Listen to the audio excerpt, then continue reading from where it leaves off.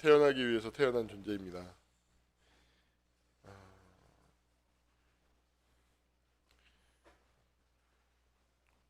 오늘은 말씀을 좀 짚어가면서, 제가 말씀을 너무 안 짚으면서 설교하는 것 같아가지고 좀 말씀을 좀 짚으면서 설교를 하도록 하겠습니다. 그래서 어, 무엇인가를 안다는 것, 알면은 여러 종류가 있죠. 어떤 제도권에서 받는 어떤 개념적 교육은 쉽게 말해서 대상을 이해하는 교육이죠. 대상에 대한 것입니다. 그래서 그것을 아는 것이 나 자신을 변화시키지 않습니다. 저는 글을 쓰는 것, 작가들에 대해서 관심이 있지만 지금 서울대 국문과 교수님으로 계시는 그 현대문학을 가르치고 있는 특히 시 박만호 교수님이 있어요. 그분이 강사 시절에 충북대에 있었어요. 그래서 제가 그분으로부터 현대소설의 이해라는 과목을 하나 수강을 했었는데 배운 적이 있었는데 제가 수업 시간에 그런 질문을 했어요.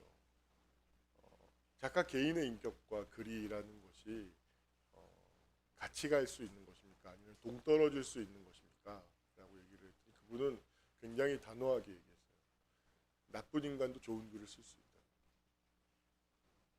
이게 좋은 인격에서 좋은 글이 나온다라는 것은 굉장히 순진한 생각이라고, 나이브한 거라고. 그래서 아주 단호하게 말씀을 하시더라고요. 이처럼 내가 안다는 것과 그것이 나의 인격과 별로 영향을 미치지 않습니다. 그것이 우리 사회의 어떤 교육의 비극인 것이죠. 아무리 많이 가방끈이 길고 박사 학위라든지 아무리 외국에서 많은 공부를 했다 할지라도 그 사람은 나쁜 사람일 수 있다는 것이에요. 좋은 사람이 아닐 수 있다는 사실이죠. 그것이 어떤 우리 사회의 현실, 우리 사회의 비극, 어떤 우리 교육의 현실, 우리 교육의 비극이라면 비극입니다. 그런 어떤 것을 가르치는 것. 그렇다면 그것은 결국엔 무엇이냐? 사람을 키우는 것이 아니라 하나의 도구화된 인간, 사회적 필요로 하는 어떤 기능적 인간을 기르는 것에 모든 것이 맞춰져 있다라는 것이죠. 다시 말해서 내가 하는 일과 나의 인격이 또한 분리될 수 있다는 것입니다. 얼마든지 그럴 수 있는 것이죠. 그 직장 안에서는 내가 그 역할을 하지만 퇴근하고 난 다음에 그 인격은 전혀 통합되지 않는 그런 삶을 얼마든지 살아갈 수 있는 사회라는 것이죠. 그리스도를 안다는 것도 그래서 그렇다면 이러한 시대와 상황 안에 시대적 상황, 분위기, 어떤 맥락 안에서 그리스도를 안다는 것을 전제로 하면 당연히 이와 같이 대상적 암으로 다가올 수 있습니다. 근데 성경에서 안다, 그리스도를 안다라는 것을 아다라는 표현을 해요. 그것은 남자와 여자가 성적인 행위를 통해서 남녀가 각각을 안다라는 거예요. 제가 자주 이야기하던 예와 같은 예인데요.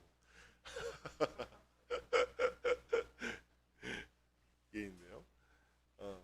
지금 눈이 좀 침침해서 눈을 좀 이게 좀 깜빡이고 있죠. 눈이 좀 침침해서 그런 것을 좀 이해해 주시기 바랍니다. 안다라는 것은 그래서 그것은 곧 무엇을 의미하냐면 남녀가 그렇게 성행위를 통해서 안다는 것은 그 이전과 이후가 같을 수 없다라는 것입니다. 그 이전으로는 절대로 넘어갈 수 없습니다. 그 이후는 달라지는 것이죠. 그 알면 내 삶에 영향을 미칩니다. 무슨 이야기인지 아십니까? 무엇인가를 안다라는 것은 나에게 영향을 주고 있는 것이죠. 자, 그러면 다시 한번 앞으로 이야기했던 곳으로 돌아가면 그러면 그 암과 나의 인격이 정말로 분리될 수 있을까요? 아닙니다. 무엇인가를 안다라는 것, 내가 어떤 것을 알고 그것이 나의 인격과 분리되어져 무관한 알을 내가 안다라고 생각하는 것조차도 이미 그것은 그 태도 자체가 나의 인격에 영향을 미치고 있는 거죠. 그 태도. 전달이 되었나요? 내가 아무리 좋은 글을 써요. 좋은 글을 쓰고 그 시간이 지나면 그 글과 분리된 인격을 갖는다 하지만 그러한 태도 자체가 이미 나의 인격에 영향을 미치고 있는 거예요. 다시 말해서 나와 무관한 알미라는 것은 존재하지 않는다는 거예요. 내가 어떻게 알고 있는가, 그것을 그 알을 어떻게 상대하고 있는가는 이미 나에게 영향을 주고 있는 거예요. 사람들은 굉장히 큰 환상을 갖는 것이 중립 뉴트럴죠. 중립성. 그러니까 선도 악도 존재하는 중립적인 영역이 존재할 거라는 어떤 영향도 받지 않는 것이 존재할 거라는 그런 착각을 해요. 그렇지 않습니다. 그런 것은 존재하지 않습니다. 왜 그런 생각을 하게 되냐면 굉장히 묘한 역설인데요. 사람은 자연을 진공을 싫어하듯이 사람도 공백을 싫어해요. 공허함을 싫어합니다. 그래서 무엇인가로 채우려고 합니다. 무엇인가를 채우려고 하는데 그 공백을 더럽게 싫어하면서 중립조는 더럽게 좋아해요. 무슨 이야기인지 아시겠습니까? 모순된 거죠. 어떤 면에서 그 공백 안에 들어가야지 비로소 인간은 어떤 의미에서 뉴트럴 존이라고 할 수 있는 영역에 들어가는 거예요. 근데 거기는 더럽게 싫어하면서 뉴트럴 존은 되게 좋아하죠. 이 모순인 거예요. 이 모순이 내가 어디에도 내가 어떤 선도 악도 택하지 않고 어떤 자세를 취하든지 간에 어떤 결과로부터 나는 자유로울 수 있는 그런 상태에 내가 존재하고 있다라는 환상을 만들어내는 것입니다. 여러분 자기 자신을 어떻게 알고 있습니까? 나에 대해서 어떤 지식을 갖고 있습니까? 제가 이렇게 얘기해서 가지고 가고 싶은 주제는 중심입니다. 중심. 하나님은 사람을 보실 때 외모를 보지 않고 중심을 보신다고 했죠. 이 말씀이 어디에 나오냐? 사무엘 상서에 다윗이 하나님으로부터 선택받을 때 사무엘이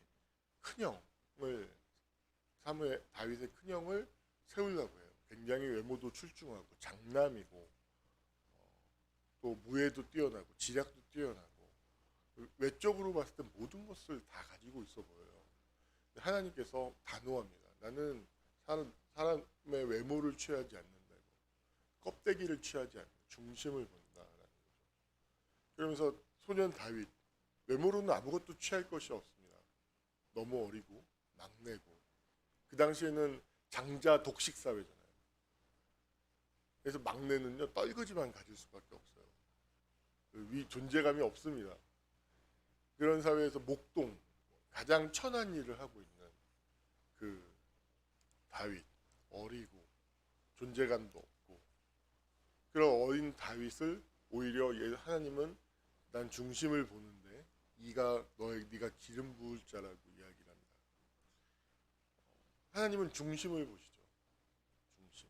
외모를 보지 않습니다. 정말 중요한 이야기입니다. 하나님은 중심을 보십니다. 여러분들 그러면 중심은 어떻게 형성되느냐? 그건 사귐과 나눈 교제를 통해서 형성되는 겁니다. 어린아이가요. 엄마 아빠를 어떻게 알죠? 엄마 아빠와의 사귐을 통해서 알아요. 엄마 아빠와의 교제를 통해서 나눔을 통해서 엄마 아빠를 압니다. 그리고 그 엄마 아빠와의 사귐을 통해서 나를 아는 거예요. 근데 어렸을 때 엄마 아빠와 사귄 적이 없어요. 맨날 엄마 아빠로부터 맨날 부정적인 이야기만 들어요. 엄마 아빠가 맨날 싸워요.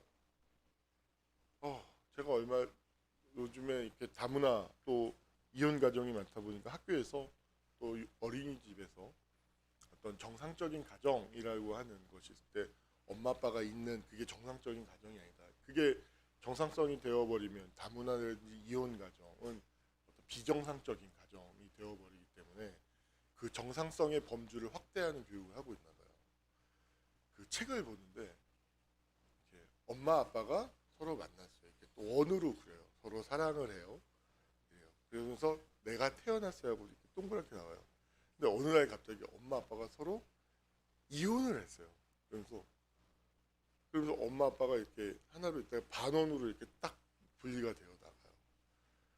그러면서 그 그림에 뭐라고 나오냐면 나도 있는데 나도 반으로 갈라졌어요. 반은 엄마한테, 반은 아빠한테. 저는 그 어린 영혼이 반으로 갈라지는 그 장면에서 너무 눈물이 나더라고요. 그리고 우리 교회에서 이미 그런 것들을 경험했던 지체들 생각을 하면서 눈물이 나더라고요. 정말 마음이 아프더라고요. 아, 지금도 아파요, 사실.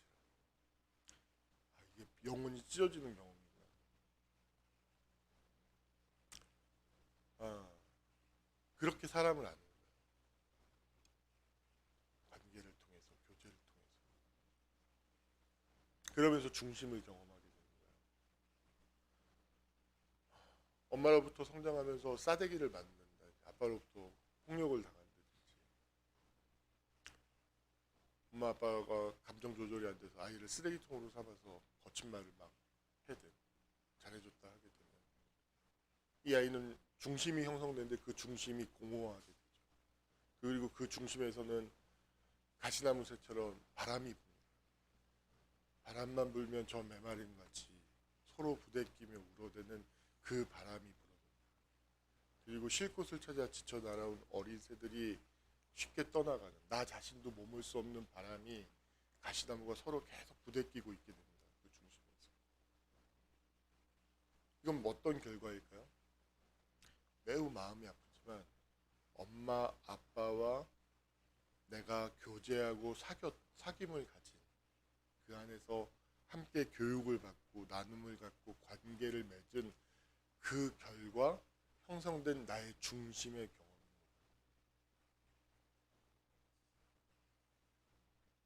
경험입니다. 그게 엄마 아빠인 거죠. 그리고 그게 또 내가 됩니다.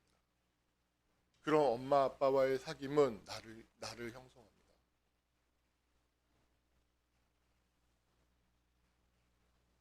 이해되시나요? 다가오시나요? 그래서 그래서 자기를 사랑한다는 게 몹시 어렵습니다. 중심을 가지고. 그래서 되게 손쉽게 대상적 사랑을 선택하는 것이죠. 아주 손쉬운 것이죠. 인간을 사랑하는 것은 어려워요. 그런데 물건을 사랑하는 건 너무 쉽습니다.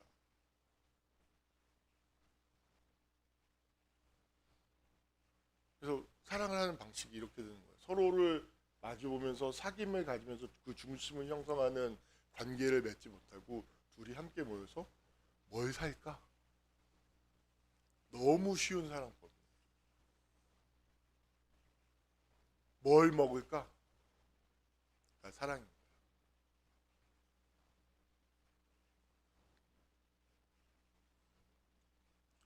그리스도를 안다는 것은 무엇일까요? 그러면? 예수 그리스도를 안다는 건 예수 그리스도와 사귐을 갖는다는 것이죠. 그리고 그 사귐은 반드시 중심을 형성합니다. 이 중심을 형성하는 사귐, 나눔, 사랑은 반드시 그 전과 후를 갈라놓습니다. 그것은 이전과 같을 수 없습니다. 그것을 경험한 사람. 여러분 어떤 물건을 사서 사보십시오. 그 이전과 이후가 똑같을걸요? 아마 더 큰 걸 원할걸요? 그 이전과 이후가 달라지지 않습니다. 그런데요, 진짜 사랑을 하잖아요? 그 이전과 이후가 같을 수가 없어요. 사람은 달라집니다. 같을 수 없습니다.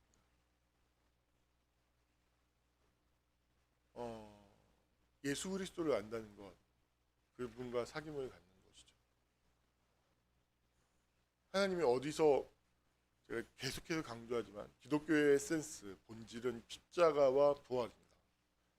예수님이 했던 오병이어이죠. 무리를 걷는 사건, 풍랑을 잠잠케 하는 사건, 그 모든 것은 메시아의 표적이 아니에요. 그건 있어도 좋고 없어도 좋은 거예요. 그 모든 것은 다 이 십자가와 부활을 돕는 도구일 뿐인 거예요. 이 십자가와 부활이 바로 예수가 하나님이라는 사실, 그 하나님의 에센스, 본질, 실체를 드러내는 것이죠. 그래서 계시입니다. 계시. 십자가에서 하나님이 계시되는 거예요. 오병이어 사건, 무리를 걷는 사건을 통해 하나님이 계시되는 게 아니에요. 그건 십자가에서 계시됐기 때문에 그게 하나님의 사건이 될 수 있는 거죠. 하나님이 계시되는, 하나님으로서 계시되는 사건은 십자가입니다. 그리고 부활이죠.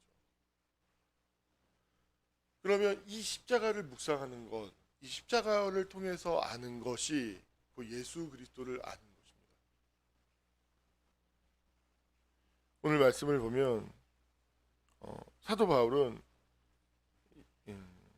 이 번역이, 이 성경 번역이 너무, 그러니까 객체론적인 번역이에요. 저는 성경 볼 때 유진 피터슨의 메시지라는 성경을 꼭 영어와 한글로 대역해서 같이 보는데, 이 성경의 번역의 그 한계점, 어떤 사귐과 나눔이라고 하는, 하나님과의 인격과의 사귐과 나눔이라고 하는 그 표현을 그 성경이 아주 잘 보충해 줍니다.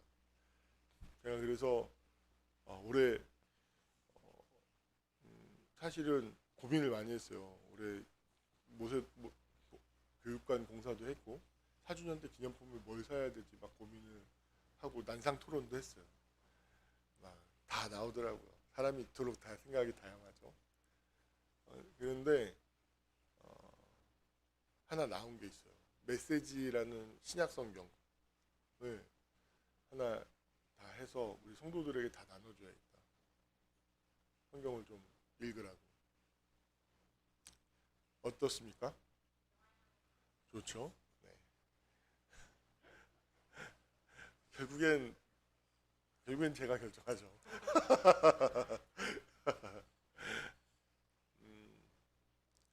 그 성경에 보면 이 번역이 가지고 있는 어떤 너무 객체적인, 객관적인 태도로 번역을 해놨기 때문에, 어떤 예를 들어서 그리스도가 우리를 대신해서 죽었다라는 것은, 이것은 너무 객관적인 것이죠. 이걸 어떻게 알았는데, 그래서 이것이 내 실존에 어떤 영향을 주는데 라는 부분은 너무 간과해요. 그러다 보니까 사고 자체가, 프레임이 이렇게 딱 씌워지다 보니까, 여러분 예수를 아십시오, 예수를 아십시오 하지만 그 예수를 알미 그래서 내게 어떻게 영향을 주는데 이에 대해서는 별로 할 말을 못해요. 그 부분을 딱 채워줄 수 있는 성경 번역입니다. 그래서 그것을 조만간 사서 다음 주 중에 주일날 아마 나눠주지 않을까, 함께 하지 않을까. 모세동 로고를 빡 겉표지에 깨끗하게 예쁘게 새겨서 모세동을, 아무튼 그런 생각이 있습니다.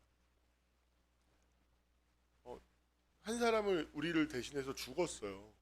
그래서 우리 뭐라고 얘기를 해요?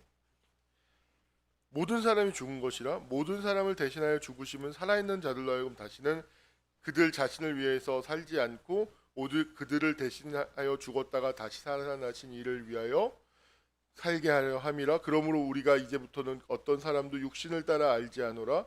비록 우리가 그리스도도 육신을 따라 알았으나 이제부터는 그같이 알지 아니하노라 라고. 육신을 따라 안다는 것이 무엇이죠? 이것이 오늘 말씀에 비추어 보면 객관적인, 객체적으로 예수 그리스도를 아는 것이죠. 외모로서 예수를 아는 것입니다. 근데 그같이 이제 더 이상 예수를 알지 않는다. 십자가에서 죽으시고 다시 살아나신, 우리를 위해서 죽으시고 다시 살아나신 이 사건을 그같이 외모로 알지 않는다는 거예요. 중심을 통해서 안다라는 것이죠. 중심을 통해서. 제가 풀과의 공명이라는 시를 하나 썼어요. 이게 왜 십자가하고 연결되어져 있냐면 제가 십자가를 통해서 배우는 건 뭐냐면 십자가에서 제가 사귐을 가진 겁니다. 그러면서 제 인격을 바꾸는 것들이죠. 제가 기독교에서 가장 큰 이단 중에 하나가 가현설을 이야기하는 이단들이었습니다. 이 가현설을 이야기하는 아리우스 아닙니다. 아리우스는 가현설이 아닙니다. 아무튼 이 가현설을 퍼뜨리는 이단과 아우구스티누스가 정말 치열한 논쟁을 합니다. 생명을 건 인생을 건 논쟁을 합니다. 근데 놀랍게도요, 많은 사람들이 예수 그리스도를 알 때 가현설적으로 합니다. 이해를 합니다. 예수는 하나님의 아들이니까 신이란 걸 전제하고 거기다 딱 방점을 찍고 인간인 것을 간과합니다. 그래서 십자가 사건을 바라볼 때 어떻게 하냐면 하나님이니까 별로 고통스럽지 않을 거야. 다 아는 거지. 그러니까 저렇게 할 수 있는 거야. 이런 생각을 합니다. 여러분, 이런 사고가 바로 가현설적인 이단입니다. 그러면 예수님은 완전한 인간이면서 동시에 완전한 하나님의 아들이거든요. 하나님이시거든요. 그러면 완전한 인간이란 측면을 완전히 배제해 버리는 것입니다. 이게 그래서 사실은 되게 어렵습니다. 사실은. 근데 이것을 가장 근접하게 이야기하는 게 있는데 아무튼 그 얘기를 하면 설교가 산으로 가고 너무 난해한 이야기들이 되기 때문에 그거는 다음에 양육이 회복이 되면 이야기를 하도록 하겠습니다. 예수님을 그러면 가연설적이지 않고 하나의 인간으로서 그 십자가를 바라보십시오. 이 십자가라고 하는 사건은 자신의 내재적인 것에 완전히 집중하게 되는 것입니다. 밖이 없음. 밖이라는 것은 존재하지 않습니다. 사람들은 희망하죠. 소망합니다. 막연히 잘 될 거라는 어떤 내일 저는 20살이 됐을 때 굉장히 우울했던 이유가 굉장히 어린 시절이 고통스럽고 힘들었지만 어른이 되면 달라질 거라는 기대감이 있었거든요. 20살이 됐을 때 아무것도 달라지지 않았어요. 그리고 굉장히 마음이 아프고 내 스스로가 나를 변화시키지 않으면 밖에 있는 나라든지 내가 생각하지 않는 어떤 초월적인 어떤 원리가 나를 변화시키지 않는다는 것을 아주 뼈저리고 처절하게 깨달았습니다. 저는 그런 의미에서 낭만주의를 정말 싫어해요. 낭만주의는 기본적으로 어떻게 정의하냐면 그것은 기본적으로 자기로부터 떠나는 거예요. 밖을 향해 떠남인 것이죠. 근데요, 밖은 존재하지 않습니다. 밖은 존재하지 않습니다. 오로지 안만이 존재합니다. 근데 놀랍게도요, 사람들은 자기 안에 집중하지 않고 늘 밖을 향해 있습니다. 존재하지 않는 밖을 보면서 살아가고 있는 거예요. 존재하지 않는 밖을 향해서 나아가고 있는 거죠. 결국엔 안에서 걸어가고 있을 뿐인데 생각만, 프레임만 나는 지금 밖을 향해서 가고 있다라고 생각해요. 안을 보고 있을 뿐인데 나는 밖을 보고 있다고 생각하는 거예요. 착각이죠. 아주 큰 환상이죠. 예수님은요, 자기가 죽을 걸 철저히 알았어요. 어떤 밖도 기대하지 않았어요. 내가 어떤 고통에 처하게 될지, 내가 어떤 배신과 수모와 고초를 겪게 될지 예수님은 철저히 알았어요. 밖을 기대하지 않았어요.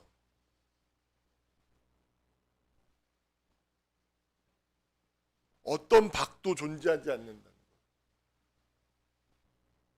이 고난의 잔, 이 잔은 마시는 것 외에는 이 잔을 피할 방법은 존재하지 않는다는 걸 아주 뚜렷하고 아주 명확하게 알고 계셨죠. 그것을 피하지 않습니다.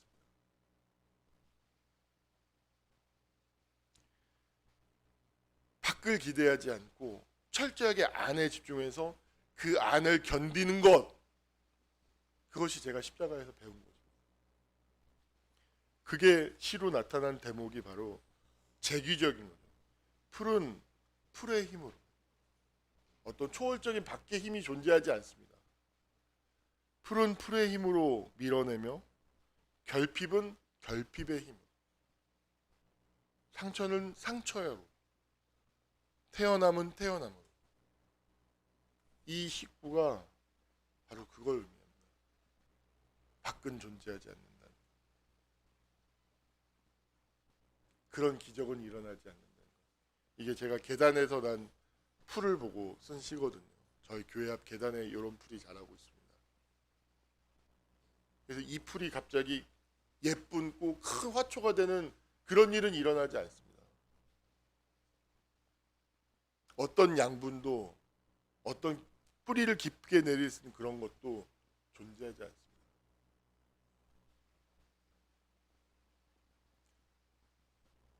할 수 있는 건 결핍과 상처, 고통,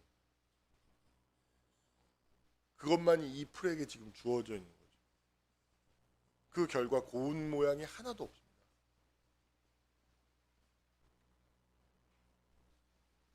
이것이 제가 십자가에서 배운 것입니다. 제가 예수 그리스도와 그 십자가를 묵상하고 십자가에서 예수 그리스도를 만나고 자기 십자가를 만나면서 배운 저의 중심인 것이죠. 제가 자주 하는 말이 있어요. 저 자신에게 하는 말이 있습니다. 제 몸에게. 이 몸이야, 몸이요. 내가 이제 불안을 나의 집으로, 공포가 나의 집으로 삼을 텐데 심장아 견딜 수 있겠냐? 혈압 때문에 고생하는데. 내가 진짜로 걱정되고 근심되는 게 하나 있다면 이 심장이 걱정된다. 넌 계속 뛰고 싶어 할 텐데. 한 번도 멈춘 적이 없고 계속 뛰고 싶어 하는데 내가 이 불안을 내 집으로 삼을 때 네가 너의 그 뛰고 싶고자 하는 그 열망을 내가 꺾는 것은 아닌가 모르겠다. 견딜 수 있겠냐? 난 각오가 돼 있다. 너만 오케이 하면 난 불안해서 산다 이제. 딴 데 가지 않는다. 밖을 향해 가지 않는다.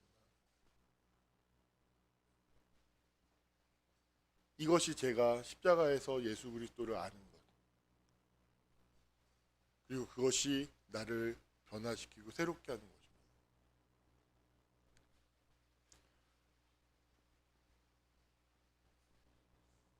예수를 안다면, 사랑한다면 변하지 않을 수 없습니다.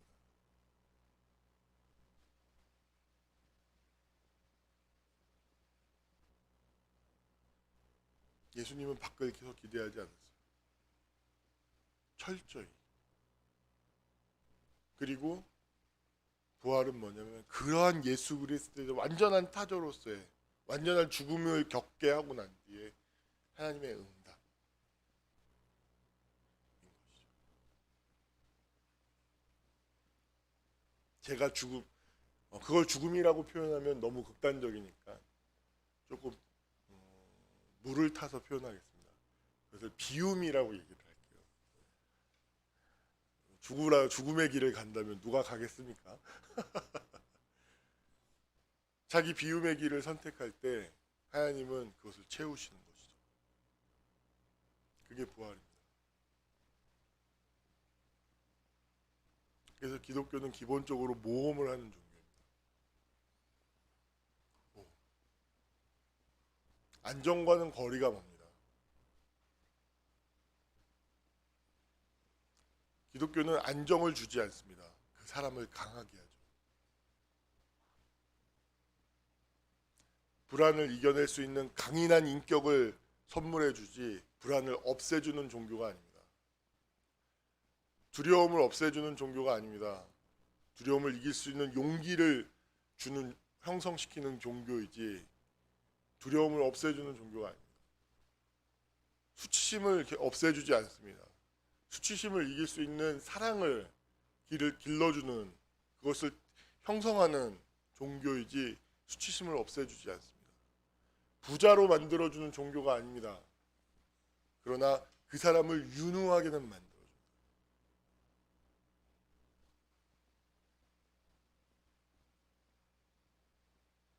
예수와 어떤 사귐을 갖고 있습니까? 예수와 정말 사귐을 갖는다면 중심이 달라요. 여러분, 중심은 또 다른 중심으로만 대체될 수 있어요. 어린 시절에 엄마와의 관계, 특히 엄마와의 관계, 아빠와의 관계에서 형성된 중심이 있어요.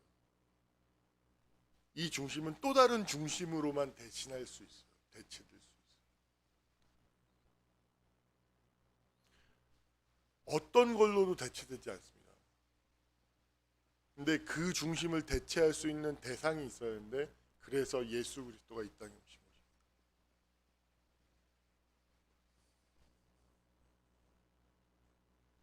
이 예수 그리스도의 이 십자가와 안에 십자가를 묵상하고 그것과 내가 사귐을 갖지 않는다면 이 중심은 달라지지 않습니다.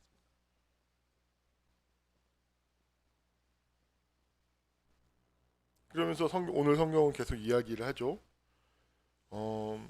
그래서 육신을 따라 알지 않아요. 중심을 알아요. 그런즉 그 다음에 뭐예요? 그런즉 당연한 귀결로서 그런즉 누구든지 그리스도 안에 있음. 이 안이라는 것도 중심에서 형성되는 사귐의 의미가 있습니다.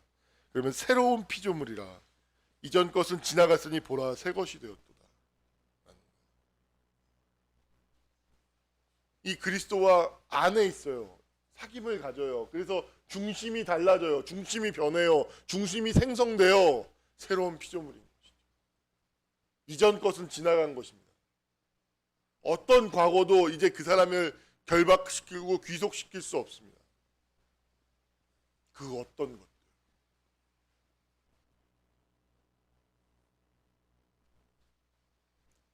새로운 피조물이니까. 새 것이 되었습니다.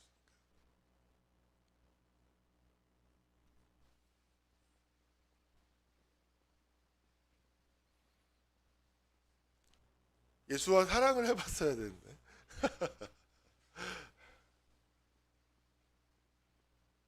저는 인생을 많이 살았잖아요. 이제 어느새.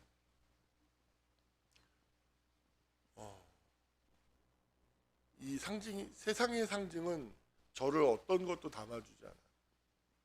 저와 같은 존재와 어떤 것도 존중해주면서 저와 사귐을 가지려고 하지 않아요. 있는 그대로의 저와 사귐을 갖기 위해서 찾아오신 분은 예수 그리스도밖에 없었어요. 이건 진심입니다. 진짜입니다.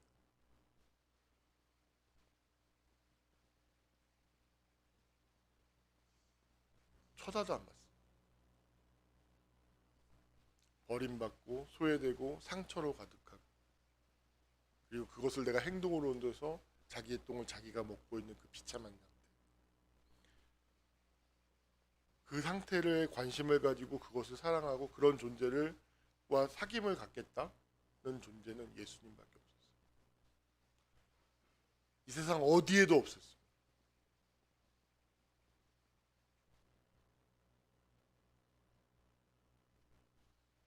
주님이 저를 해주셨어요.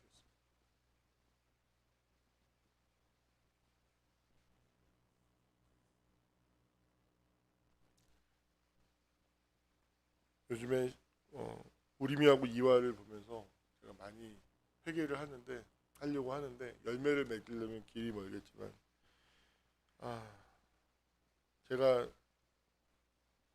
제가 무너져 있고 제가 싼 똥을 우리미 이화가 먹고, 그 아이들이 참 힘들어요. 다 저 때문이에요. 정말 저 때문이에요. 망가진 저의 인격과 정신 차리지 못하고 있는 저의 인격과 사귐을 가진 결과의 모습인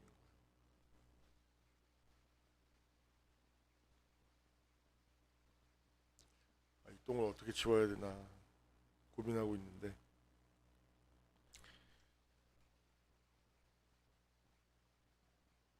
마음이 아픕니다.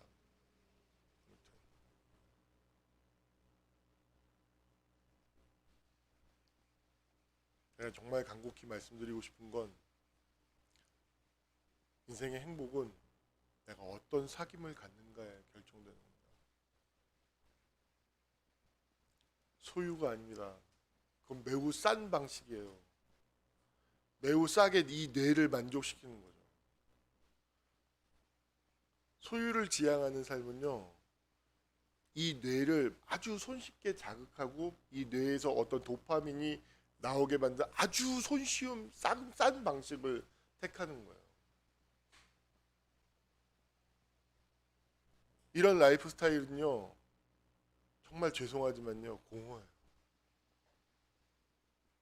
제 나이에 도달하잖아요. 제가 왜 어떤 의미에서 이야기하는지 알아요. 여러분들 아직 젊어서 몰라요. 이건 그 나이에 도달하지 않고는 절대 알 수 있는 게 아닙니다. 제가 좋아하는 제가 어떤 시가 좀 문문 같지 않고 좀 산문 느낌이 나죠. 그게 사실은 정진규 시인의 영향 때문이에요. 정진규라는 그 산문 시라는 장르를 개척했던 그 시인. 제가 여러분들 나이 때 되게 좋아했어요. 많이 읽고 저에게 굉장히 많은 영향을 주었죠. 그리고 나서 얼마 전 며칠 그저께인가요? 그분 시가 읽고 싶어서 이렇게 찾아서 보고 있는데 이분의 근황이 보고 싶은 거예요. 근데 4년 전에 돌아가신 거예요. 헐, 멘붕이 오더라고요. 헐, 이분과 동갑내기가 정현종 시인이라고 또 있어요. 또 연세 국문과 했던 그분도 좋아해서 동갑이었거든 제 기억으로. 그래서 이분 두들겨 봤더니 다행히 이분은 살아있더라고요. 되게 충격적이었어요. 제가 여러분들 나이 때 그분의 시를 읽을 때 그분이 저보다 나이가 지금 제 나이보다 조금 많았어요. 조금, 아주 많이도 아니고. 그만큼 세월이 흘렀는데 이 세상 사람이 아니에요. 그분이 이렇게 그러면서 이미지를 보면서 1999년에서 2017년까지의 그 어간에 있는 외모의 변화들을 쭉 갔죠. 봤죠. 제가 가야 될 길이었어요. 내가 가야 할 길이 보이더라고요. 그러면서 물어요. 너 어떻게 할 거냐? 내게 주어진 시간이 이제 많지 않다.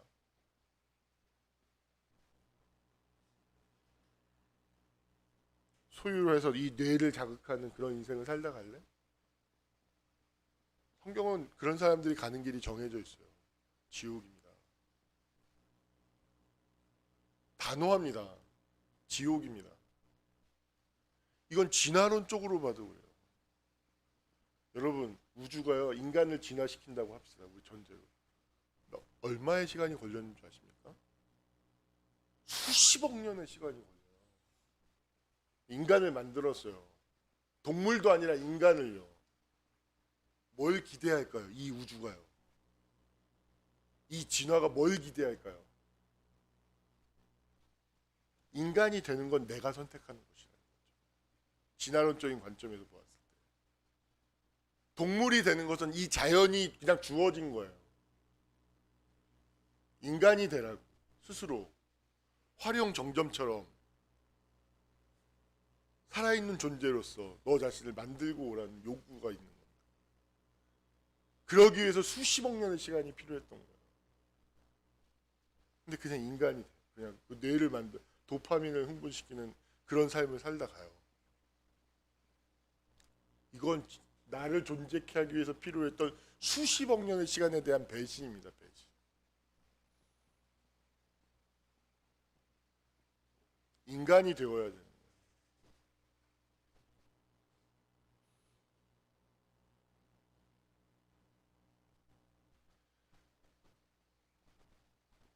예수를 알아야 인간이 된다. 저는 목사로여서가 아니라 인생을 살아봐서 알아요. 인간성의 이 비밀을 정말로 제대로 이야기해 주는 분은 예수님밖에 없어요. 예수를 통하지 않고는 이 인간성의 비밀을 알 길이 없어요. 다 결국엔 허무에 굴복해요.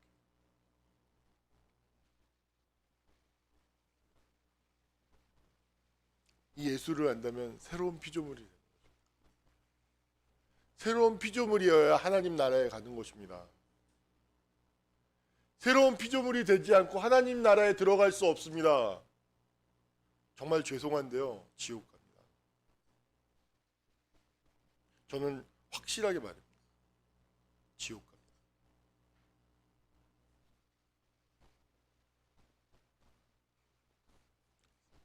이 메시지가 제 나이에 도달하면 어떻게 다가올지 여러분들은 모를 거예요. 갈 시간이 얼마 남지 않았어요. 주어진 시간은 이제 파릇파릇한 시간은 별로 없어요.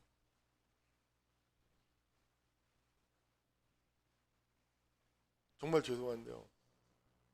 그래서 인생에서 가장 좋고 황금기가 저는 30대라고 생각합니다. 지금 30 언저리에 들어가 있고 30을 준비하고 있는 사람들 지금 가장 좋은 시기를 살고 있는 거예요.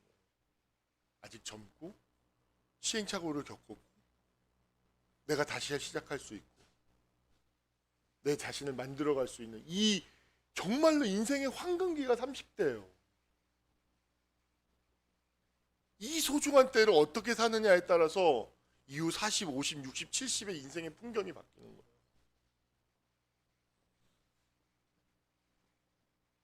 정말로 지금 잘 살아야 돼요. 너무너무 좋을 때예요, 30대가. 저는 제일 억울하고 쏘리한 게 30대를 너무 힘들게 살았어요. 이제 하나님한테 좀 쏘리한 마음이 있어요.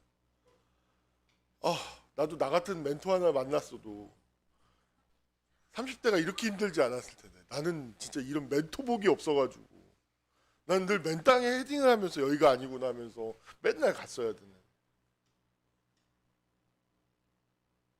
좀 억울해요. 나는 맨땅에 헤딩하면서 이마 깨지면서 알게 됐는데 그걸 안 해도 되잖아. 여러분들 윤태경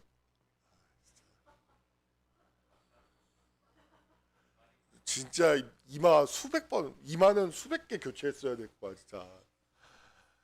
이상하다. 깨져도 도대체 이마 맞박 깨짐의 현상은 언제까지 있을 것인가 하면서 계속 바닥에 헤딩하면서 가고 왔을 텐데.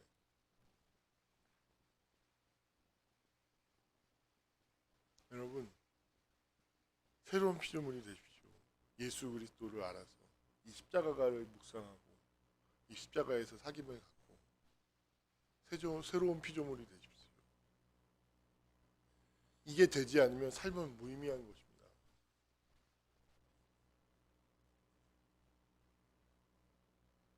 이것을 위해서 인생이 존재하는 겁니다. 그래서 나를 위해서 살지 않고 그리스도를 위해서 산다는 것이 바로 그것입니다.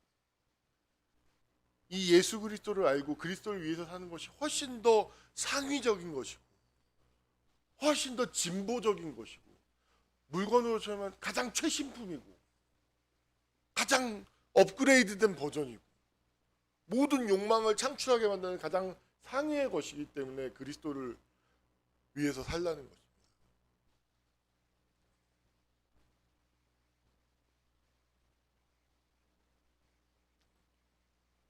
그러면서 19절하고 20절 말씀을 좀 볼까요? 하나님께서 그리스도 안에 계시다 세상을 자기와 화목하게 하시며 그들의 죄를 그들에게 돌리지 아니하시고 화목하게 하는 말씀을 우리에게 부탁하셨느니라. 그러므로 우리가 그리스도를 대신하여 사신이 되어 하나님이 우리를 통하여 너희를 권면하시는 것 같이 그리스도를 대신하여 간청하노니 너희는 하나님과 화목하라. 하나님과 화목하라. 이것을 하나님에 대한 이야기를 철학적으로 표현하면 이건 큰 타자, 대타자라는 것입니다. 사람들은 어떤 어렸을 때 엄마와의 관계를 통해서 보면 그 엄마의 프라임이 하나의 그 이 세상을 보는 어떤 그 타자성이 됩니다. 이해하는. 그래서 늘 싸우고 있어요. 늘 싸우고 있어요. 제가 매우 슬프지만 이야기했지만 이 세상은 전부 악해. 엄마 아빠를 경험했는데 그 엄마 아빠가 악해. 내게 좋은 엄마가 아니야. 나에게 좋은 것을 주시는 분이 아니야. 그럼 매우 안타깝지만 이것이 하나의 세상을 보는 프레임, 타자성이 돼서 이 세상 사람 나는 나에게 누구도 나한테 좋은 것을 주지 않아라고 생각하게 돼요. 이렇게 생각하는 순간서부터 어떻게 되는 줄 아십니까? 자기를 던지기 시작합니다. 자기에게 함부로 합니다. 왜냐하면 아무도 내게 좋은 것을 주지 않고 이 세상 사람들은 다 이 세상은 다 그런 곳이야. 그곳에서 살려면 어떻게 해? 그곳에서 살려면 나도 날 사랑하고 정말 소중히 여기는 것은 바보 같은 짓인 거죠. 그래서 그 자체가 하나님도 그렇게 봐요. 십자가에서 큰 계시가 이게 가장 본질이잖아요. 성경을 보면 저도 그랬어요. 십자가를 통해서 하나님을 알 수가 없어요. 왜냐하면 이 십자가를 보면 내가 하나님이 나를 저렇게 죽일 것만 같아. 어떤 얘기도 들어오지 않아요. 아, 예수님이 저렇게 고통스러워요. 그렇게만 봐요. 그래서 이 세상 사람들이 다 하나님과 화목하지 못하고, 그래서 이 예수 그리스도를 알아야 내가 가지고 있는 이 근본 세계관, 모든 것을 만들어내는 그 틀이 있어요. 틀. 그것이 변화된 이 예수 그리스도를 알아야, 그래야 실제를 보는 거죠. 아, 나에게 닫혀 있지 않구나. 나에게 좋은 걸 주려고 하는구나. 라고. 제가 요새 우리 순종이한테 계속 도전하는 주제이기도 하죠.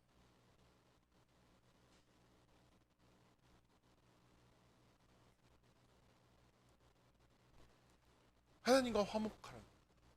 예수 그리스도를, 이 예수 그리스도의 십자가를 묵상하지 않으면 모든 사람들은 진짜로 하나님을 다 두려워한다니까요. 하나님을 두려워해요. 무서워해요. 가까이 하고 싶어 하지 않아요. 왜? 내가 이 세상을 살면서 악과 죄를 이미 경험했기 때문에 하나님을 가까이 하고 싶지 않아요. 오늘 예배 마치고 왜 뱀이 악의 상징이 되는지를 보여주는 동영상을 하나 볼 겁니다. 예배 중간에 보려고 하면 또 끊기니까 예배를 마치고 보려고 합니다. 말씀을 마무리를 할게요. 여러분, 그리스도께서 우리를 위해서 죽으시고 다시 살아나셨습니다. 이 말이 여러분들에게 객체적인 내 바깥에 있는 명제가 아니라 내 안에 들어와서 나와 사귐을 가져서 내 중심을 형성하는 그런 양식이 되고 밥이 되고 힘이 될 수 있기를 간절히 소망합니다. 그리고 그로 말미암아서 중심이 자라고 그 중심이 새로워짐으로 말미암아서 여러분이 새로운 피조물이, 그래서 이제는 나를 위해서 살지 않는 정말로 더 큰 비전, 더 큰 목적, 정말 그런 사람이 큰 사람이 되는 거죠. 이건 맨날 내 집에 뭘 가지고 갈까, 나한테 뭘 가져갈까, 그 도파민을 만족시킬 생각만 하면서 일생을 살아. 이런 더러운 침팬지 새끼들. 인간이 돼가지고 말이야.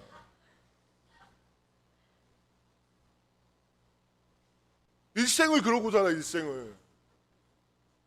공기가 아까워 진짜. 제가 오늘은 예언자적 스피릿을 가지고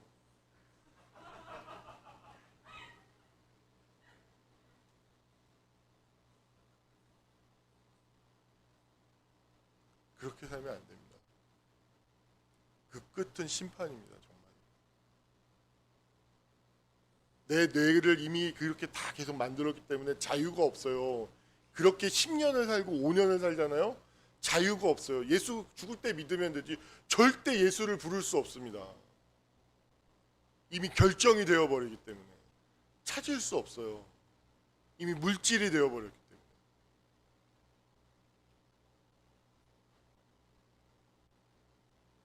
하나님을 위해서 살고 구원받고, 그래서 하나님이 주시는 그 복을 누리면서 이 그리스도 복음을 전하는 저와 여러분이 될 수 있기를 간절히 소망합니다. 기도하겠습니다. 하나님 역사하시는 아버지 하나님, 이 예수 그리스도를 아는 것, 주님, 이 그리스도를 알므로 사랑함으로 중심이 형성되고, 이 중심을 새로운 중심을 가짐으로 새로운 피조물이 되고, 이 중심이 있는 사람은 두려움을 두려워하지 않고, 악을 두려워하지 않고, 불안을 두려워하지 않고, 수치심을 두려워하지 않고, 이 세상에 존재하는 모든 어둠과 부정의 상징들을